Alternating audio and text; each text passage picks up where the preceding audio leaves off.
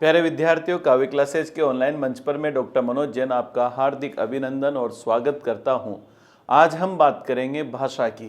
देखिए, मनुष्य का महत्व ही इस रूप में है कि उसके पास विचारों के आदान प्रदान करने का एक सार्थक माध्यम है, वह है भाषा। कहा जाता है कि किसी राष्ट्र की अगर पहचान करनी हो तो ये देख लीजिए कि उस राष्ट्र की भाषा कितनी उन्नत है। जिस राष्ट्र की भाषा जितनी उन्नत होगी वह राष्ट्र उतना ही उन्नत होगा। अगर हम भारत की बात करें तो जिस राज्य की भाषा जितनी उन्नत है वह राज्य उतना ही सक्षम है। अगर हम हमारे हिंदी साहित्य के दृष्टिकोण से देखें तो देखिए, हमारे नाटक विधा में आपने देखा होगा कि पात्रों के अनुसार भाषा भी परिवर्तनशील होती है। कैसे? जो श्रेष्ठ नायक होता है उसकी भाषा श्रेष्ठ होती है, जो मध्यम नायक होते हैं उनकी भाषा तत्सम तद्भव प्रदान होती है, और जो गौण पात्र होते हैं, जो ये ग्रामीण क्षेत्र से जुड़े होते हैं, जो मजदूर वर्ग होता है, जो किसान वर्ग होता है, उनकी भाषा संस्कृत निष्ठ न होकर तद्भव और ग्रामीण शब्दों से युक्त होती है। और हम अगर आगे बात करें तो मनुष्य का व्यक्तित्व रंग रूप आकार प्रकार वेशभूषा से तो दिखाई देता है, लेकिन आंतरिक व्यक्तित्व की पहचान उसके बोलने से ही होती है। और अगर हम बात करें, कौवा और कोयल दिखने में तो एक जैसे होते हैं, लेकिन जब कोयल बोलती है और कौवा बोलता है तो उसकी पहचान स्वतः ही हो जाती है। इसी संदर्भ में आज हम बात करेंगे भाषा की कि भाषा की व्युत्पत्ति कैसे हुई, भाषा शब्द कैसे बना, भाषा का संकुचित और व्यापक अर्थ क्या है, भाषा किसे कहते हैं, भाषा की क्या परिभाषाएं दी गई है, इन सब पर हम चर्चा करेंगे। तो हम प्रारंभ करते हैं भाषा से। देखिए, भाषा हमारा पहला बिंदु है। भाषा की अगर हम बात करें तो भाषा कौन सी धातु से बना है? भाष धातु से, जिसका शाब्दिक अर्थ क्या है? बोलना या फिर कहना या फिर क्या आता है? वाणी है। अर्थात मनुष्य जो बोलता है अथवा दूसरे के द्वारा बोले गए ध्वनि संकेतों को सुनता है, वह क्या कहलाती है? भाषा कहलाती है। अब भाषा कब से प्रारंभ हुई इसका अनुमान लगाना बड़ा मुश्किल है, क्योंकि कहा जाता है जब से सृष्टि का निर्माण हुआ तब से ही मनुष्य अपने विचारों का आदान प्रदान करने के लिए ध्वनियों का प्रयोग करता आया है, और ये ध्वनियां ही आगे जाकर सार्थक ध्वनियों में तब्दील हो गए और उसकी व्यवस्था ही भाषा कहलाती है। इसी को हम यहाँ पर समझते हैं। तो दीजिएगा, आज से हजारों लाखों साल पहले, थोड़ा सा पीछे चले, आज से हजारों लाखों साल पहले मनुष्य अकेला ही विचरण किया करता था। आज से हजारों लाखों साल पहले मनुष्य अकेला ही विचरण किया करता था। एक दिन उसके मार्ग में बहुत बड़ा पत्थर आया। उसके मार्ग में बहुत बड़ा पत्थर आया। एक तरफ आग, एक तरफ कुआं, एक तरफ खाई, एक तरफ कुआं।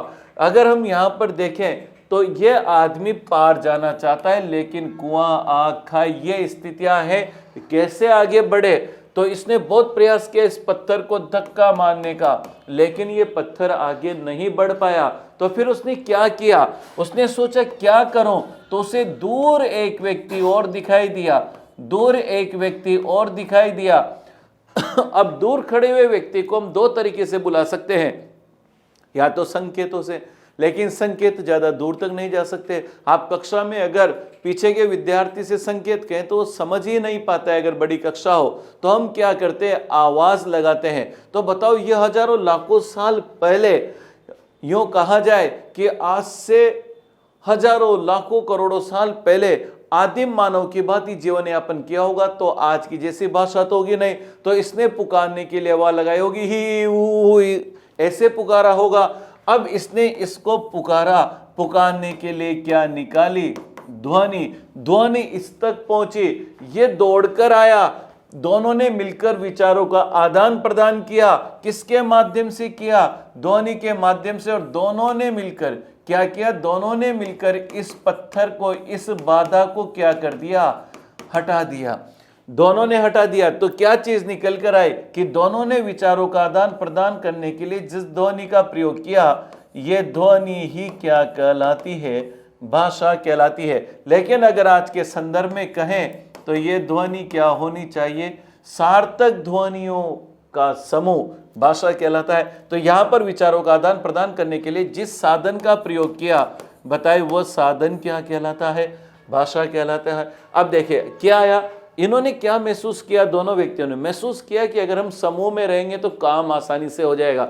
आसानी से कैसे हो गया? पत्थर हट गया। इसलिए धीरे धीरे मनुष्य समूह में रहने लगा और अरस्तु ने कहा कि मनुष्य सामाजिक प्राणी है। अब देखिए अरस्तु ने कहा कि मनुष्य कौन सा प्राणी है?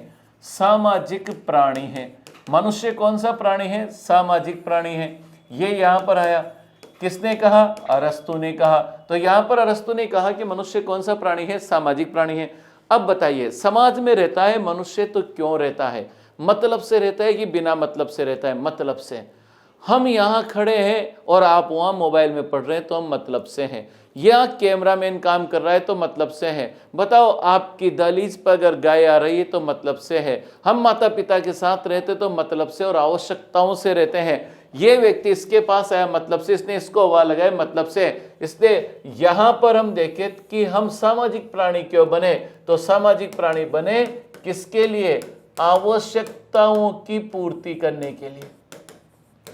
किसकी पूर्ति के लिए? आवश्यकताओं की पूर्ति के लिए हम कौन से प्राणी बने? सामाजिक प्राणी। सोचिए आप और हम मकान खरीदने जाते हैं, सोचिए आप और हम मकान खरीदने जाते हैं तो हम उसी बस्ती में खरीदते हैं जहां लोग रहने लग जाते हैं। हम पड़ोसी भी देखते हैं, मोहल्ला भी देखते हैं।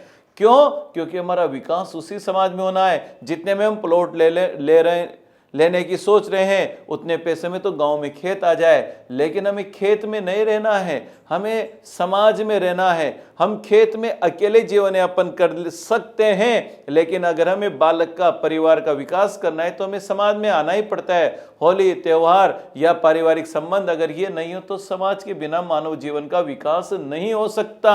और मान लो हम जंगल में अकेला जीवन यापन करेंगे तो मोगली ही पैदा होंगे, सामाजिक प्राणी नहीं होंगे। इसलिए अरस्तु ने कहा कि मनुष्य सामाजिक प्राणी है, समाज में रहता है, उसकी आवश्यकता है। आज हमारा गांव में मकान होता है और फिर हम खेत में भी रहते हैं। खेत में चले गए जब होती है, नहीं तो खेत में काम नहीं हो तो हम कहाँ जाते हैं? गांव में। लेकिन जंगल में तो नहीं जाते। खेत भी हमारे समाज के अंग के रूप में गिना जाता है। विद्यालय समाज है, वहां सीखता है। तो ध्यान रखिए अरस्तु ने कहा कि मनुष्य कौन सा प्राणी? सामाजिक प्राणी है। अब देखिए जब हम समाज में रहते हैं तो एक दूसरे को देखते हैं। जब एक दूसरे को देखते हैं तो मन में क्या पैदा होते हैं? विचार। एक दूसरे को देखते हैं तो कुछ कुछ होता है, निश्चित है, देखते हैं कुछ ना कुछ होता है। और ये कुछ कुछ जो होता है बताओ क्या पैदा करता है? हमारे मन में भाव पैदा करता है, विचार पैदा करता है, मस्तिष्क में अनंत कल्पनाएं आती है। और इसी कारण मनुष्य उन भावों को, उन विचारों को, कल्पनाओं को प्रकट करता है और उसे करना पड़ता है। क्यों? क्योंकि मनुष्य खाए बिना रह सकता है। मनुष्य खाए बिना रह सकता है लेकिन बोले बिना नहीं रह सकता। इसलिए वो बोलता है और बोलेगा क्या?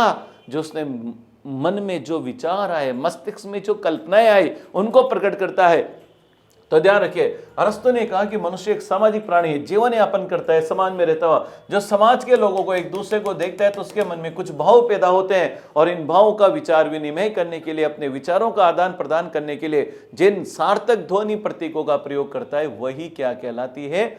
भाषा कहलाती है। तो मनुष्य सामाजिक प्राणी है, समाज में रहता हुआ जीवन यापन करता है और जीवन यापन करने के लिए जिस साधन का प्रयोग करता है उसे क्या कहते हैं? भाषा कहते हैं। यहां तक स्पष्ट है? इससे आगे बढ़ते हैं। देखिए अगर हम बात करें भाषा किसे कहें, भाषा के संदर्भ में हम क्या कहें? क्या जो सब बोलते हैं वो भाषा है? अब देखिए एक तरफ हम समस्त, एक तरफ मानव लेते हैं। मानव का मतलब क्या हो जाएगा? यहां पर मनुष्य है।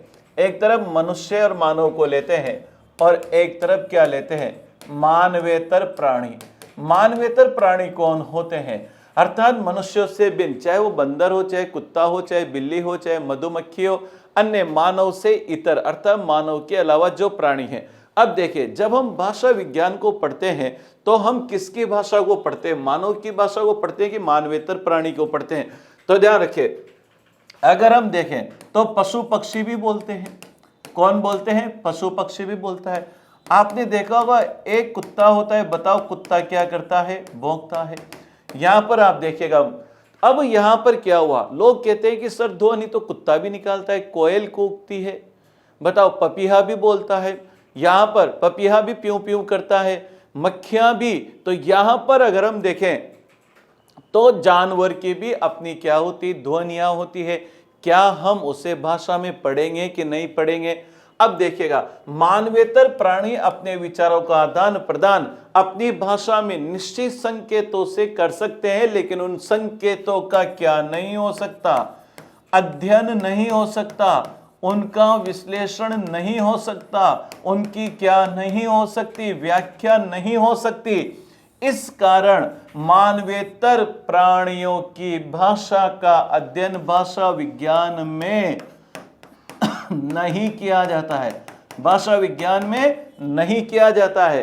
तो भाषा विज्ञान में सिर्फ किसकी भाषा का अध्ययन किया जाता है? मनुष्य की। और मनुष्य जो बोलता है और दूसरे के द्वारा बोला गया जिसे सुनता है, उन उच्चरित ध्वनियों का अध्ययन भाषा के अंतर्गत भाषा विज्ञान में किया जाता है। तो ध्यान रखिएगा, भाषा विज्ञान के अंतर्गत हम किसकी भाषा का अध्ययन नहीं करते हैं? मानवेतर प्राणियों की भाषा का अध्ययन नहीं करते हैं। यह भाषा विज्ञान का विषय नहीं है। इसलिए हम सीधी सी बात करते हैं कि मनुष्य की भाषा, मनुष्य अपने विचारों का आदान प्रदान करने के लिए जिन सार्थक ध्वनियों का प्रयोग करता है उसे क्या कहते हैं? भाषा कहते हैं। अब देखिए, मनुष्य जब समाज में रहता है तो अपने विचारों का आदान प्रदान करता है। बहुत सारे विद्यार्थियों का प्रश्न होता है कि सर, इंसान संकेतों से भी तो अपनी बात कहता है।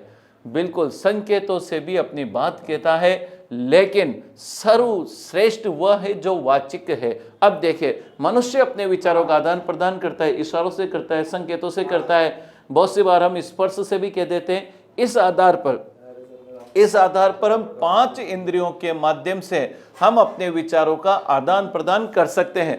अब देखिए, विचारों का आदान प्रदान जो हम करते हैं, कितने माध्यम बताए? 5 चीजें, 1 2 3 4 5। देखिए, सबसे पहले कौन से आती है? कर्ण इंद्रिय। पहले कौन सा आता है? कर्ण इंद्रिय। दूसरा आता है चक्षु इंद्रिय। दूसरा कौन सा आता है? चक्षु इंद्रिय। तीसरा देखिएगा स्वाद इंद्रिय।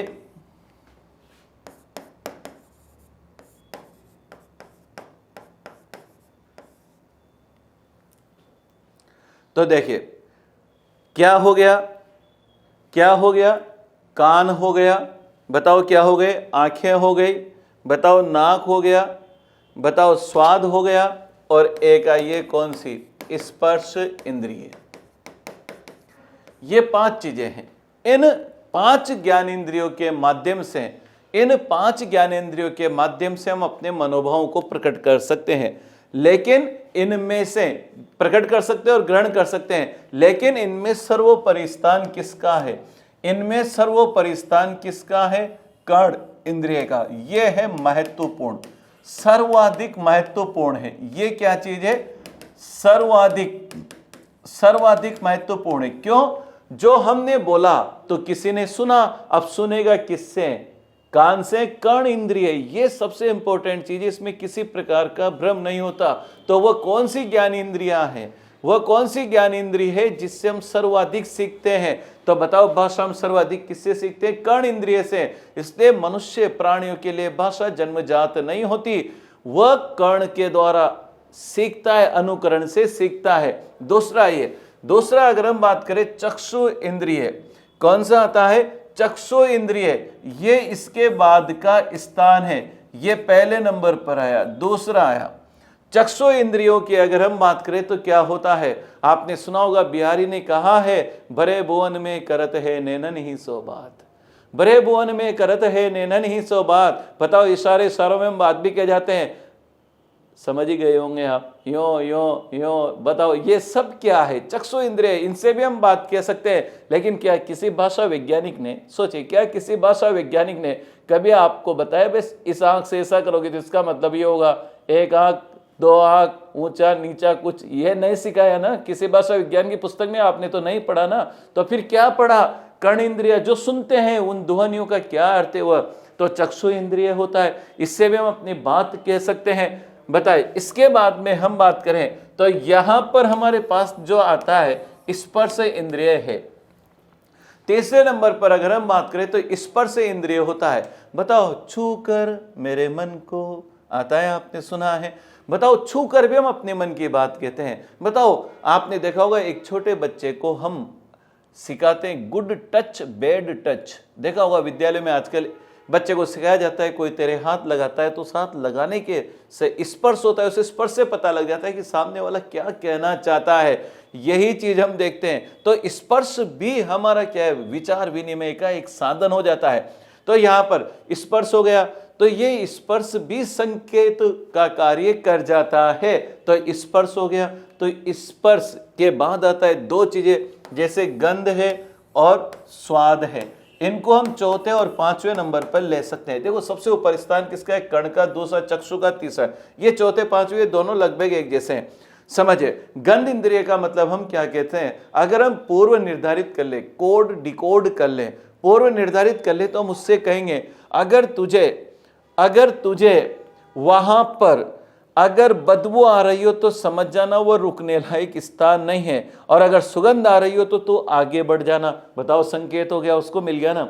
स्वाद में देखे, स्वाद, अगर तुझे चाय फीकी लगे तो रुकना नहीं है, और चाय मीठी लगे तो रुक जाना है। बताओ, ये भी संकेत हो गए। लेकिन सबसे ज्यादा काम आने वाला क्या है, कर्ण इंद्रिय है। तो ध्यान रखिए, भाषा विज्ञान के अंतर्गत किसका अध्ययन किया जाता है, मानव और मनुष्य की भाषा का। बताओ, मानवेतर प्राणी जानवरों की भाषा का अध्ययन नहीं किया जा सकता, क्योंकि उनका कोई निर्धारित वैज्ञानिक आधार नहीं होता, उनका कोई निश्चित स्वरूप नहीं होता जिनका विश्लेषण और व्याख्या की जाए। अब इसी को कि भाषा मनुष्यों की होती है, जानवरों का अध्ययन हम भाषा विज्ञान में नहीं करते हैं, तो फिर भाषा की क्या परिभाषाएं दी जाती है, इसको हम आगे समझते हैं। भाषा की परिभाषाएं अगर हम बात करें तो पतंजलि के महाभाष्य से लेकर पाश्चात्य विद्वानों तक ने हमारी भाषा की परिभाषा दी है, उसी को हम यहाँ देखते हैं। प्रतियोगी परीक्षाओं में भाषा की परिभाषा पूछ ली जाती है, बहुत सी बार तो सामान्य व्यवहारिक व्याकरण में भी इसकी परिभाषा हमसे पूछ ली जाती है। देखिए, इसी के लिए आगे हम बढ़ते हैं। भाषा की परिभाषाएं, देखो भाषा की परिभाषाएं हम पढ़ेंगे सबसे पहले किसमें, संस्कृत में। पतंजलि ने महाभाष्य में इसकी परिभाषा दी है। फिर इसके बाद हिंदी में हम तीन परिभाषाएं पढ़ेंगे, भोलानाथ तिवारी, कामता प्रसाद गुरु और आचार्य देवेंद्रनाथ। कामता प्रसाद गुरु को यूं कहा जाए, हिंदी का पाणिनि कहा जाता है, हिंदी के व्याकरण है। आज भी इनकी पुस्तक को, इनकी व्याकरण को आज भी प्रामाणिक माना जाता है। फिर आचार्य देवेंद्रनाथ आते हैं, और पाश्चात्य विज्ञान में हेनरी स्वीट को लेते हैं। हमारे हिंदी में जो परिभाषाएं पूछी जाती इनकी ही पूछी जाती है, हमारी प्रतियोगी परीक्षाओं में इनकी ही पूछी जाती है। तो हम परिभाषाओं की बात करेंगे, संस्कृत आचार्यों की, हिंदी विद्वानों की और अंग्रेजी विचारकों की। ठीक, ये आते अपने पास। आगे बढ़ते हैं। आगे में हम आते हैं, देखिए संस्कृत आचार्य पतंजलि ने लिखा है व्यक्ता। क्या लिखा संस्कृत आचार्य पतंजलि ने क्या लिखा था, पतंजलि ने लिखा था महाभाष्य। पतंजलि की प्रसिद्ध रचना कौन सी है, महाभाष्य है। पतंजलि की प्रसिद्ध रचना कौन सी, महाभाष्य है। क्या परिभाषा दी इन्होंने, किसे भाषा कहा, तो इन्होंने कहा व्यक्तवाची वर्णा येषाम त इमे व्यक्तवाचः।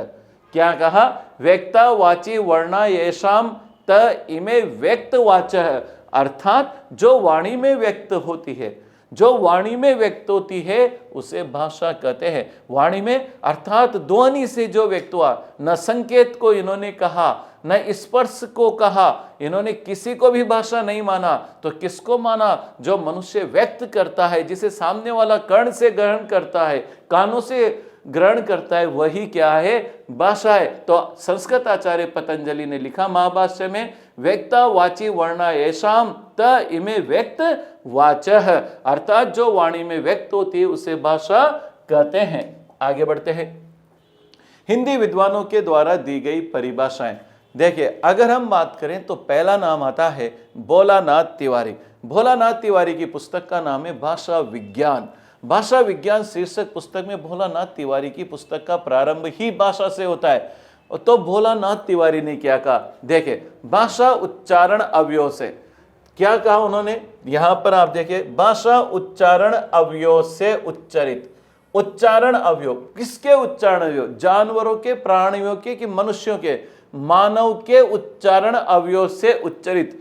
यादृच्छिक, इस शब्द को याद रखना है आपको। क्या याद रखना है? यादृच्छिक। यादृच्छिक का शाब्दिक अर्थ क्या होता है? माना गया। क्या होता है? माना गया। अर्थात इसे सीधे शब्दों में बोले तो क्या आ जाता है? मन गणंत। क्या आ जाता है? मन गणंत होता है। ध्वनि प्रतीक की क्या है? व्यवस्था है, जिसमें समाज विशेष, सभी समाज की एक भाषा नहीं होती है, हर समाज की क्या होती है? अलग। आपस में विचारों का क्या करते हैं? आदान प्रदान। बहुत महत्वपूर्ण परिभाषा भोलानाथ तिवारी ने भाषा विज्ञान के अंतर्गत दी है, अपनी पुस्तक में दी है। तो देखिए, भाषा क्या है? उच्चारण अवयव। उच्चारण अवयव क्या है? जैसे दंत, ओष्ठ, तालव यहां पर आते हैं। उच्चारण अवयव से उच्चरित, जो बोला।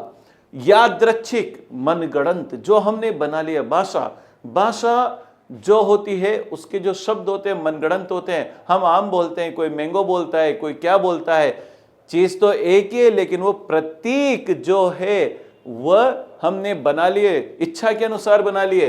ध्वनि प्रतीक, प्रतीक है, लेकिन ध्वनि प्रतीकों की क्या है? व्यवस्था है, क्रमबद्धता है, जिसके द्वारा समाज विशेष के लोग, सभी समाजों में नहीं, हर समाज की भाषा क्या है? अलग है। भारतीय समाज में ही आप देखिए, दक्षिण भारत में चले जाइए, वहां का हर राज्य अलग अलग भाषा बोलता है, आपस में विचारों का आदान प्रदान करते हैं। तो ध्यान रखिए, भोलानाथ तिवारी को याद रखिए, यादृच्छिक। तो भोलानाथ तिवारी यादृच्छिक, भाषा उच्चारण अवयव से उच्चरित, यादृच्छिक ध्वनि प्रतीकों की वह व्यवस्था है जिसके द्वारा समाज विशेष के लोग आपस में विचारों का आदान प्रदान करते हैं। तो तीन बातें स्पष्ट हो गई। पहली चीज, मनुष्यों के द्वारा उच्चरित जो ध्वनियां हैं वही भाषा है। भाषा यादृच्छिक होती है, मनगढ़ंत होती है। आज हम इसको पेन कहते हैं, हो सकता है आप पेंसिल कह दे, हो सकता है आने वाले कलम कह दे, हो सकता है आने वाले क्या कह दे, बदलता रहता है।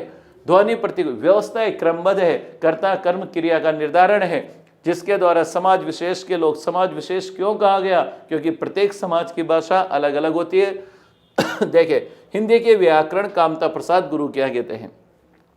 भाषा वह साधन है, आप इसको देखिए, कहीं भी पशु पक्षियों का उल्लेख नहीं होगा।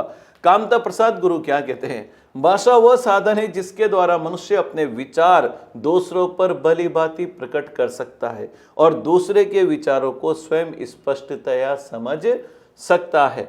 कामता प्रसाद गुरु भली भांति प्रकट करते हैं, याद रखिएगा। वहां पर भोलानाथ तिवारी यादृच्छिक हो गए, कामता प्रसाद गुरु भली भांति प्रकट करते हैं, अर्थात भली भांति प्रकट कर, ये यहां से पकड़ लीजिए।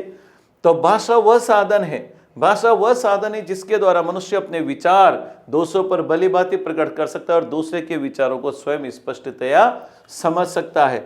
आगे की परिभाषा हम देखते हैं, क्या परिभाषा आती है? उच्चरित ध्वनि संकेतों की सहायता से, उच्चरित ध्वनि संकेतों की सहायता से भाव या विचार की पूर्ण अभिव्यक्ति भाषा है। उच्चरित, बताइए, भोलानाथ तिवारी ने भी यही कहा, संकेत कहा, इसके द्वारा अपने भाव या विचारों का क्या करते हैं? अभिव्यक्त करते हैं, आदान प्रदान करते हैं, अथवा जिनकी सहायता से मनुष्य परस्पर विचार विनिमय करता है। उस यादृच्छिक, देखना यहां पर पकड़ना शब्द क्या है? यादृच्छिक रूढ़ ध्वनि संकेत की प्रणाली यानी व्यवस्था को क्या कहते हैं? भाषा कहते हैं। तो बताओ, देवेंद्र नाथ ने रूढ़ संकेत प्रणाली, देवेंद्र नाथ को याद कर लीजिए, रूढ़ से देवेंद्र नाथ, रूढ़, यहां पर हो जाएगा ध्वनि संकेत। अब देखिए क्या क्या चीजें निकल कर आए, जो चीजें यहां पर निकल कर आती है बेहतर। पहली चीज निकल कर भाषा ध्वनि प्रतीकों की व्यवस्था है। भाषा क्या है? ध्वनि प्रतीकों की क्या है? व्यवस्था है। दूसरा, भाषा के, यहां पर अगर हम देखें क्या आता है, भाषा के ध्वनि प्रतीक यादृच्छिक होते हैं। भाषा के ध्वनि प्रतीक क्या होते हैं? यादृच्छिक होते हैं, मनगढ़ंत होते हैं। अब इसको यहां एक बार फिर समझ ले, मनगढ़ंत क्या हो गया? आपने देखा होगा हमारा नाम क्या है, बताओ हमारे गुण के अनुरूप है क्या? कोई उससे विशेष संकेत मिलता है क्या? मेरा नाम मनोज है, मुझे कामदेव के क्या लक्षण नजर आएंगे? आपने देखा होगा किसी का नाम नयन सुख होता है, आंखों से दिखता नहीं है, किसी का नाम शेर सिंह होता है और चूहे से डरता है। तो ये तो संकेत मात्र रखे गए। हमने नमक कहा, आप एक चीज देखिए, नमक है, उसको हम गांव में लूण भी बोलते हैं, कोई नून भी बोलता है, कोई सॉल्ट भी बोलता है। बताओ, ये हमने अपनी इच्छा के अनुसार रख लिए और रख लिए। आज इसे दीवार कहते हैं, आपके हाथ में मोबाइल, इसे मोबाइल कहते हैं। क्यों कहते हैं? कोई कारण नहीं है, केवल पहचान के लिए हमने क्या रख लिए? नाम लिख लिए, रख लिए। यही यादृच्छिक होते हैं। भाषा के ध्वनि प्रतीक क्या होते हैं? यादृच्छिक होते हैं। बताओ क्या है? विचार। भाषा क्या है? भाषा विचार, भाषा विचार विनिमय का साधन है। भाषा विचार विनिमय का साधन है। और चौथा, भाषा प्रत्येक समाज की अलग अलग होती है। भाषा प्रत्येक समाज की क्या होती है? अलग अलग होती है। तो ध्यान रखिए, ये चीजें कुछ निष्कर्ष रूप में जो हमने परिभाषाएं दी, उनके हम निष्कर्ष के आधार पर कह सकते हैं कि ये विशेषताएं भाषा की होती है। ठीक, इसके बाद में आगे बढ़ते हैं, विशेषताओं को हम अलग से पढ़ेंगे। पहले अभिलक्षण पढ़ेंगे, फिर लक्षण पढ़ेंगे। ठीक है, आगे बढ़ते हैं। देखिए क्या आता है, अंग्रेज विद्वान के द्वारा दी गई परिभाषा, हेनरी स्वीट के द्वारा परिभाषा दी गई। क्या कही गई? देखो यहां पर, लैंग्वेज में be defined as the expression of thought by mean of speech sound. आपको अगर हम देखें तो यहां पर क्या कहा गया? स्पीच साउंड, हम जो अभिव्यक्त करते हैं, ध्वन्यात्मक। तो बताओ, ध्वन्यात्मक शब्दों के द्वारा विचारों का प्रकटीकरण ही क्या है? भाषा है। ध्वन्यात्मक शब्दों के द्वारा विचारों का प्रकटीकरण ही क्या है? भाषा है। ठीक, यहां तक तो हमने सिर्फ क्या देखी? भाषा की परिभाषाएं।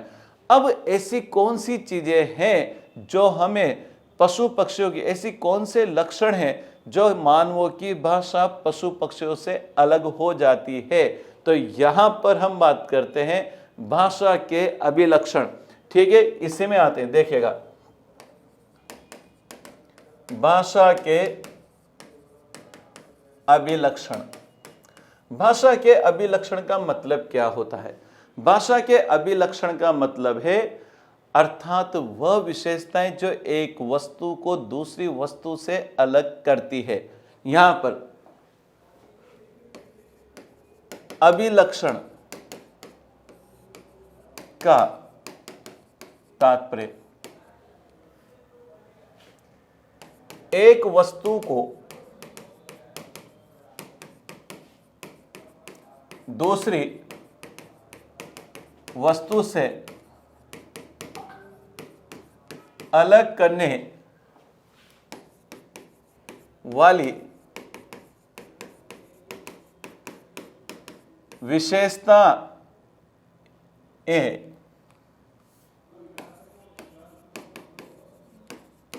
अभिलक्षण कहलाती है। क्या कहलाती है? मान लीजिए, आज अगर हम यूं कहें, नमक और मीठा सोडा दोनों सफेद दिखते हैं, लेकिन उसमें कुछ अंतर है। मेथी और पालक में कुछ अंतर है। क्षयवाद और प्रगतिवाद में कुछ अलग है। जो अलग करते, जो भिन्नता है, वही क्या है? यहां पर अभिलक्षण है। अब देखें, मानव भाषा के अभिलक्षण। मानव भाषा के अभिलक्षण क्या है?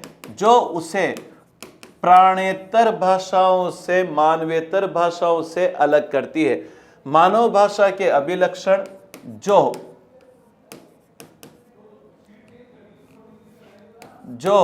उसे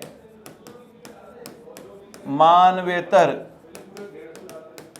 भाषा से अलग करते हैं। मानव भाषा के अभिलक्षण जो उसे मानवेतर भाषा से क्या करते हैं? अलग करते हैं।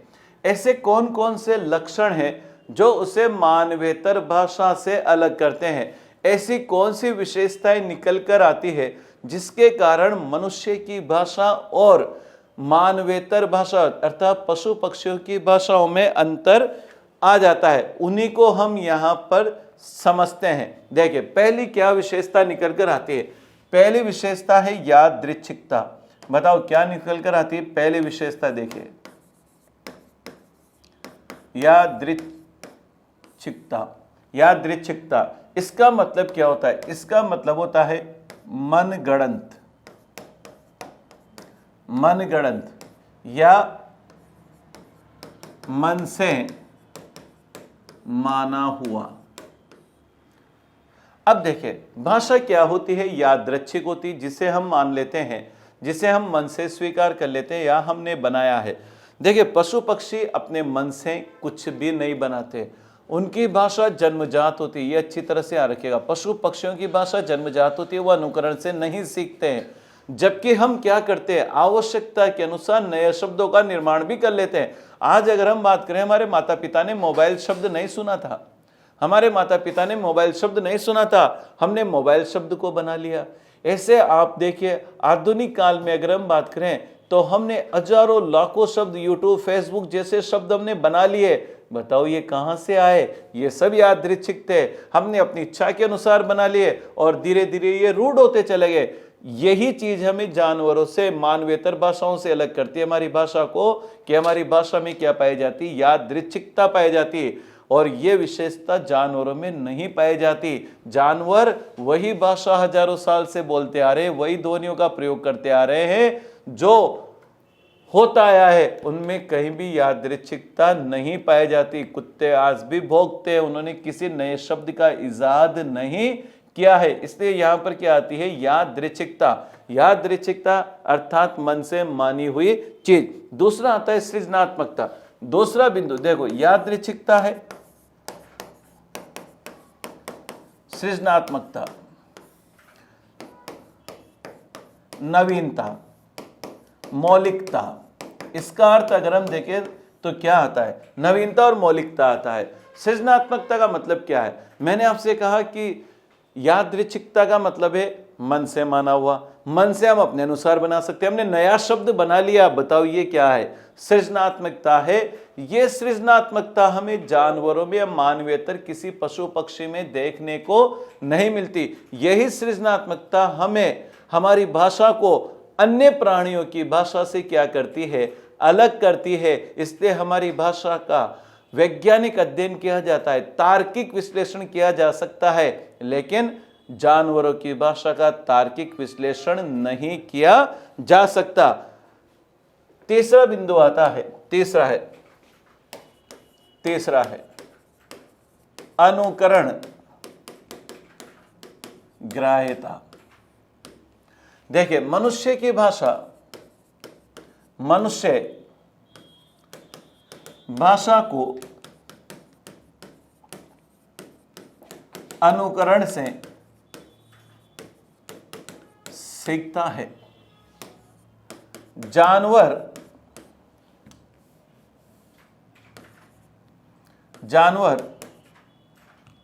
या यूं कहा जाए, जानवरों की भाषा जन्मजात होती है। जानवरों की भाषा जन्मजात होती। यह अनुकरण ग्राह्यता की विशेषता सिर्फ किसमें पाई जाती है? मनुष्य में पाई जाती है। अनुकरण ग्राह्यता की विशेषता किसमें पाई जाती है? मनुष्यों में पाई जाती है, जानवरों में नहीं पाई जाती। इसका मैं एक बहुत छोटा सा उदाहरण देता हूं। बहुत सारे ऐसे होते हैं जो जानवरों से प्रेम करते हैं और उनको घरों में पालते हैं। कोई कुत्ता पालता है, कोई तोता पालता है, कोई चूहा पालता है, कोई गाय पालता है, कुछ ना कुछ जरूर पालता है। वो हमारे साथ 10-5 साल तक रहते हैं, लेकिन आपने कभी अनुमान लगाया वो हमारी भाषा को कभी नहीं सीख पाते हैं। ऐसा नहीं है कि मैंने राम राम बोला तो वह जय श्री राम बोल देगा, कभी नहीं बोलेगा। क्या वो कभी रोटी मुंह से मांगता है? कभी चारा मांगता है? कभी नहीं मांगता है। वो तो जो उसकी फिक्स आवाज है, जो उसको हेरिडिटी में, वंशानुक्रम में जन्मजात रूप में प्राप्त हुई है, वही है, वह अनुकरण नहीं करता है। इसलिए अनुकरण ग्राह्यता की विशेषता से मानव में ही पाई जाती है। जानवर में हम तरीके से बैठकर खाना खाते हैं, बताओ क्या जानवर कभी तरीके से खाता है? नहीं खाता है। वो तो जो परंपरागत है वैसे ही है। तो ध्यान रखो, जानवर कभी हमारी भाषा को ग्रहण नहीं करता, न वो किसी नए को ग्रहण करता, नए को ग्रहण नहीं करता, इसलिए उसमें सृजनशीलता नहीं होती। मन से कोई शब्द नहीं बनाता, इसलिए उसमें यादृच्छिकता नहीं होती। वो किसी नए इन शब्द का निर्माण भी नहीं कर पाता है। चौथा, अगला बिंदु देखें हम, तो चौथा बिंदु जो हमारे पास आता है वह है परिवर्तनशीलता। वह है परिवर्तनशीलता। अगर हम मनुष्य की भाषा की बात करें तो हमारी सबसे प्राचीन भाषा कौन सी थी? संस्कृत थी। फिर कौन सी आई? पाली आई। फिर कौन सी आई? प्राकृत आई। फिर कौन से आए? अपभ्रंश आए। और फिर कौन से आ गई? हिंदी आ गई। भाषा निरंतर परिवर्तनशील है। किसकी? मनुष्यों की। यह है मनुष्यों की परिवर्तनशील भाषा। लेकिन जानवरों को अगर आप देखें, अगर जानवरों को आप देखें तो जानवर, मैंने आपसे कहा कि हजारों लाखों साल पहले कुत्ता भौंकता था, कोयल कूकती थी, आज भी कुत्ता भौंक रहा है और कोयल कूक रही है। उनके शब्दों में कोई, उनकी भाषा में कोई परिवर्तन नहीं आया। ये परिवर्तन की विशेषता ही, ये परिवर्तन की विशेषता ही हमें और हमारी भाषा को मानवेतर अर्थात पशु पक्षियों की भाषा से क्या करती है? अलग करती। तो देखिए 2-3 चीजें, 1 मिनट रुकता हूं मैं।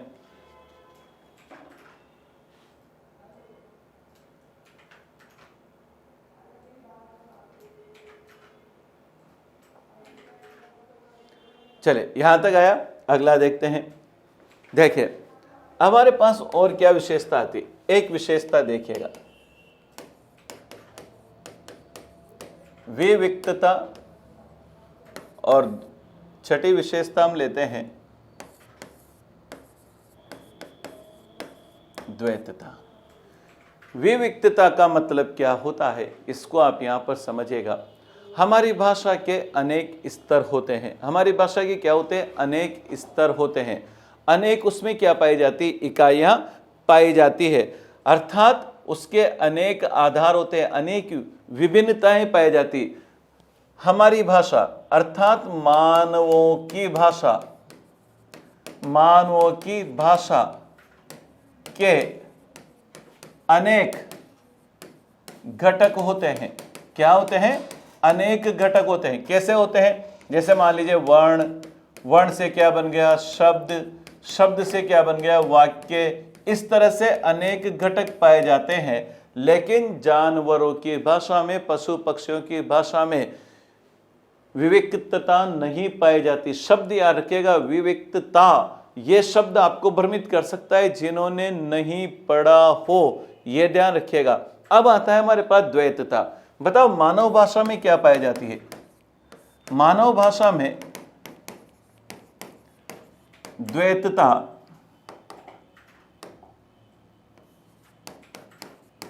पाई जाती है। अब आप कहेंगे सर द्वैतता पाई जाती, इसका मतलब क्या है? देखो हमारे यहां 2 चीजें हैं, एक सार्थक इकाई